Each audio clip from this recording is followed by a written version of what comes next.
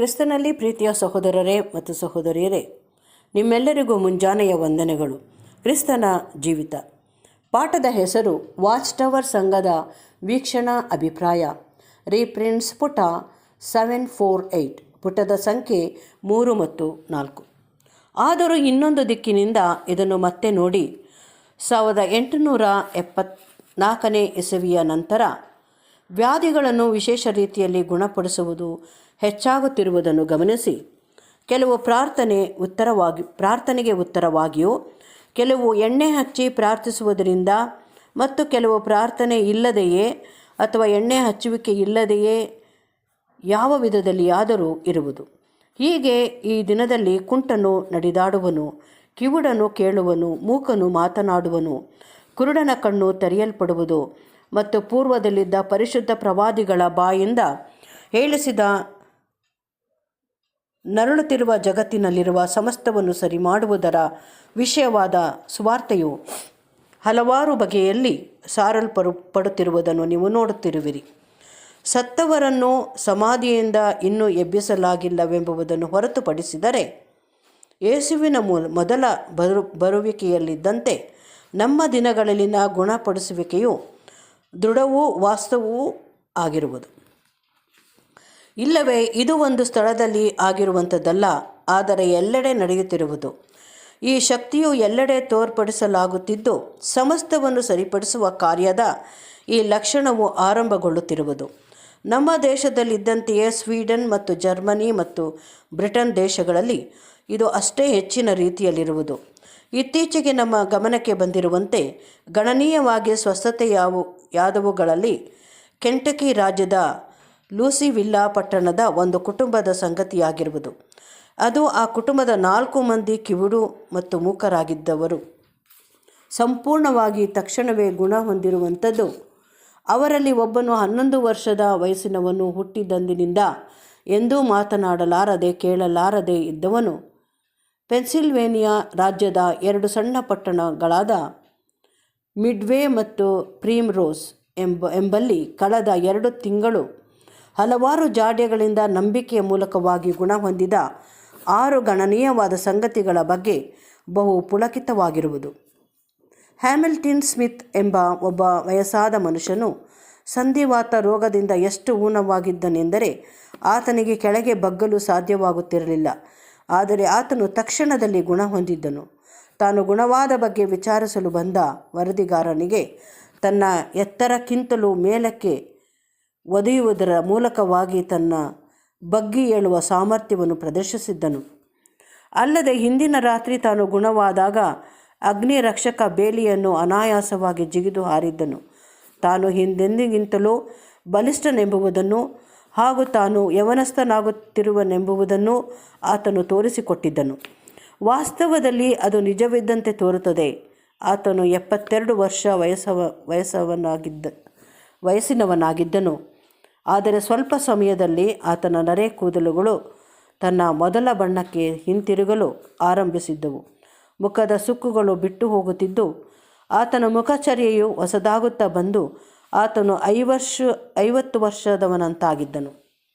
ನಾವು ವಿವಿಧ ದೃಷ್ಟಾಂತಗಳ ಬಗ್ಗೆ ತಿಳಿಸಬಹುದು. 36 ವರ್ಷದ ಒಬ್ಬ ಸ್ತ್ರೀಯು 16 ವರ್ಷಗಳು ರೋಗಸ್ಥಳಾಗಿದ್ದ ನಂತರ ಗುಣ ಹೊಂದಿ ಇತ್ತೀಚೆಗೆ ಆಕೆಯನ್ನು 20 ವರ್ಷದವಳೆಂದು ತಪ್ಪಾಗಿ ತಿಳಿಯುವಂತಾಗಿದ್ದಳು.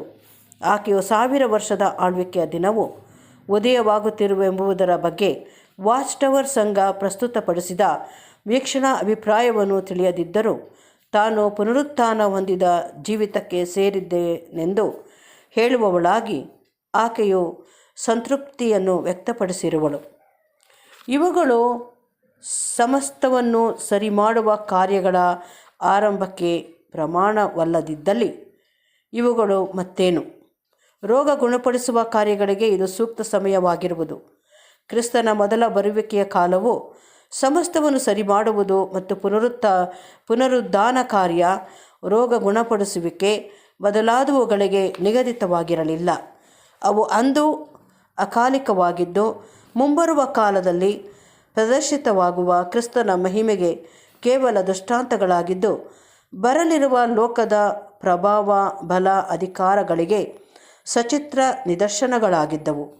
ಇವುಗಳು ನೆರವೇರುವುದಕ್ಕೆ ಕಾಲವೂ ಸಹ ಸಮೀಪವಾಗಿರುವುದು. ಇತರ ಎಲ್ಲ ಸಂಗತಿಗಳಲ್ಲಿದ್ದಂತೆ ತನ್ನ ಅದ್ಭುತ ಕಾರ್ಯಗಳ ಮೂಲಕವಾಗಿ ಯೇಸುವು ಆ ಯಹೂದ್ಯರ ಕಾಲವನ್ನು ಮುಕ್ತಾಯಗೊಳಿಸಿದ್ದನು. ಇವುಗಳನ್ನು ಆತನು ಸುವಾರ್ಥ ಯುಗದಲ್ಲಿಯೋ ಎಂಬಂತೆ ನಿರ್ವಹಿಸಿದ್ದನು.